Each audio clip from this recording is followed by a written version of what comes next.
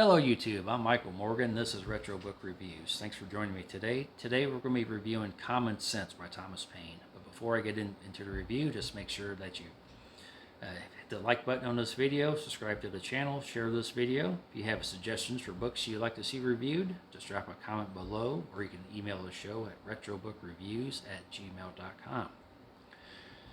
Now, if you remember back to the movie The Dark Knight, which in my opinion is the greatest superhero movie ever made, the character of Harvey Dent has a line that says, "You either die a hero or you live long enough to see yourself become the villain."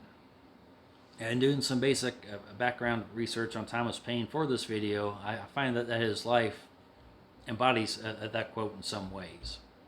In his pamphlet Common Sense, of course, Paine spoke out against the English monarchy, and Paine's ideals were very influential during the time of the American Revolution. He was also his later work, The Rights of Man, he spoke out in support of the French Revolution.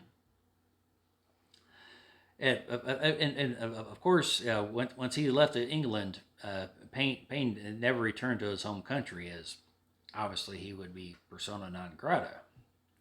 But however, by the time when Maximilien Robespierre came to power in France and the reign of what's known as the Reign of Terror began, Paine was actually sentenced to death by the French government.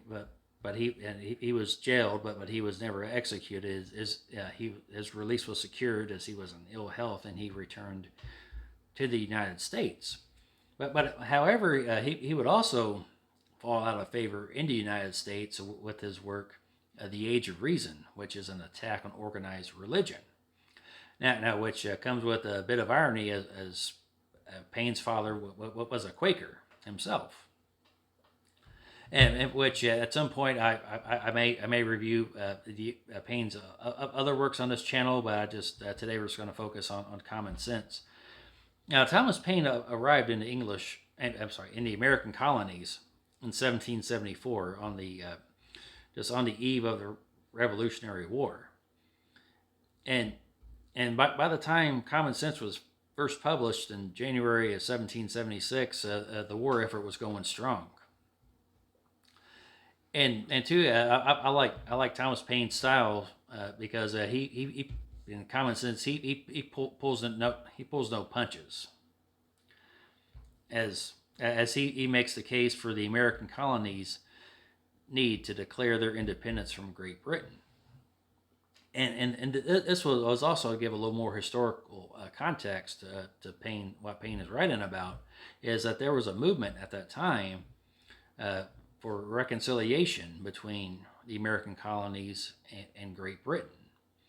Whereas people were just kind of saying, okay, that's enough of the war. Let's just let bygones be bygones, and let's tell Great Britain that we're sorry, and we'll just bury the hatchet, so to speak. Well, of course, Paine speaks out as to why that should not be, why that is clearly a bad idea. Now, if you were to divide Common Sense into thirds, in the first estimated third, Paine speaks out about the evils of not only the monarchy but also of government in general.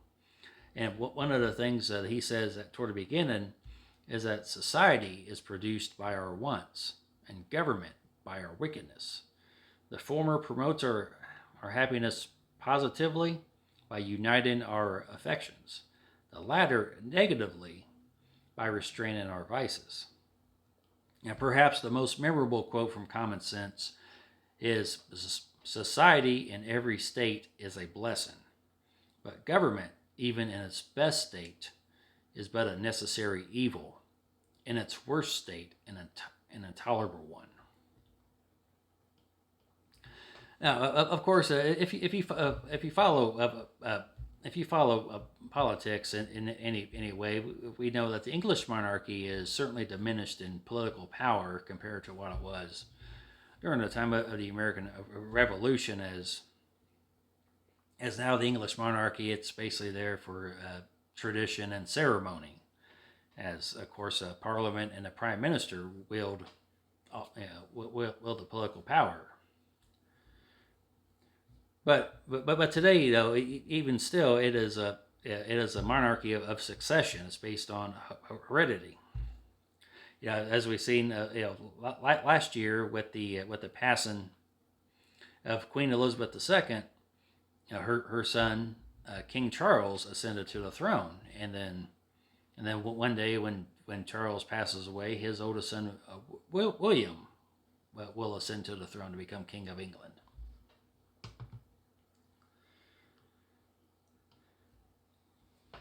Okay, and although, as I mentioned, Paine's later work attacks organized religion, he actually makes a very concise biblical argument against monarchy, as he discusses the story in 1 Samuel, when the ancient Israelites, when they rejected the leadership of the prophet Samuel and his sons, because Samuel's sons, they were corrupt.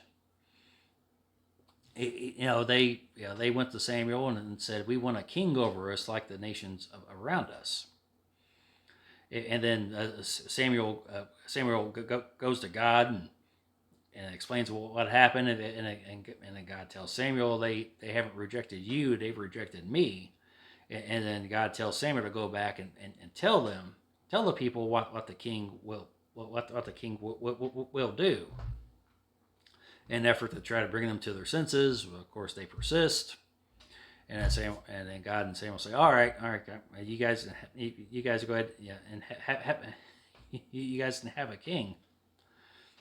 And then Paine, and then also for centuries, many kings and have used what's called the divine right to rule, as where I've been appointed to this by God Himself. However, Paine deals a blow to this idea of the divine right of kings when he writes, "As the exalting one man so greatly above the rest cannot be justified on the equal rights of nature, neither can it be defended on the authority of Scripture." And then Paine later adds, "In short, monarchy and succession have laid not this or that kingdom only, but the world in blood and ashes. 'Tis a form of government which the word of God bears testimony against, and blood will attend to it." So right there, Paine discusses how the monarchies worldwide have just brought tyranny upon people. Now, of course, as I said earlier, Paine makes the argument that the present time, the time of the American Revolution, was the right time for the colonies to declare their independence, because remaining dependent on Britain would entangle the colonies in European wars against countries with which the colonies would have no quarrel. They would have to fight whichever country it was that England was against. The colonists would be expected to fight on behalf of Great Britain. And also there was an economic advantage because of this as well. Because not being at war, if you were at war with these countries, that would severely limit the trade that the colonies would be able to do with these other countries. So if they were independent of Britain, and they had no dog in the fight, so to speak, they could open up avenues of trade with all these other countries, regardless of where Britain stood with them. In Paine, back to the subject of reconciliation, he makes it clear that there's no room for compromise, nor should there be, because there would be dire consequences. And Paine writes, "Men of passive tempers look somewhat lightly over the offenses of Great Britain, still hoping for the best, are apt to call out, Come, come, we shall be friends again for all of this. But examine the passions and feelings of mankind. Bring the doctrine of reconciliation to the touchstone of nature. And then tell me whether you can hereafter love, honor, and faithfully serve the power that hath carried fire and sword into your land. If you cannot do all these, then you are only deceiving yourselves, and by your delay bringing ruin upon posterity. Your future connection with Britain, who you can neither love nor honor, will be forced and unnatural, and be informed only on the plan of present convenience, will in a little time fall into a relapse more wretched than the first. So what Paine is right in there is he's reminding people of what the British have done to the colonies, and how can you justify compromising and reconciling with such a people that have brought fire and sword to your land. They set fire to your towns, to your homes. They've laid heavy taxes upon you, and you want to go crawling back to them.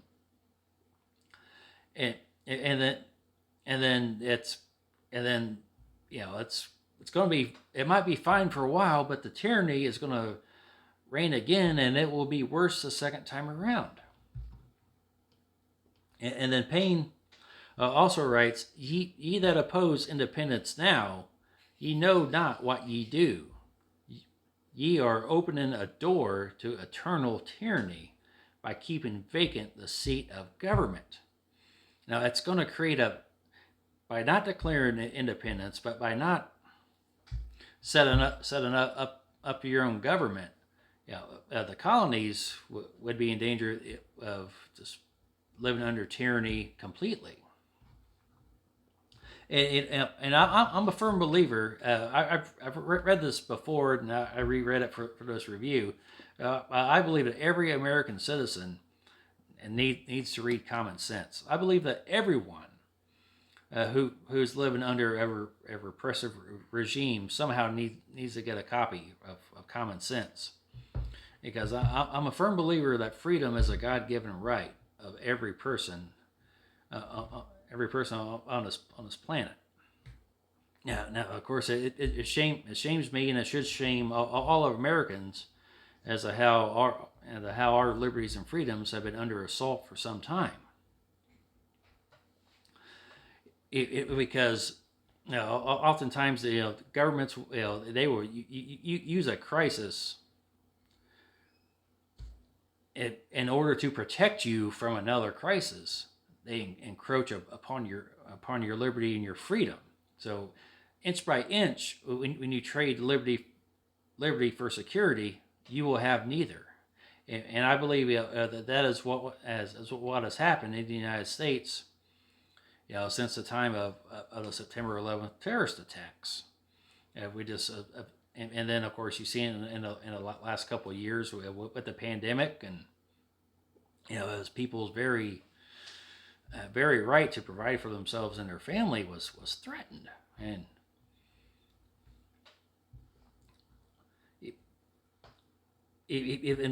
for far too long, I believe that our country is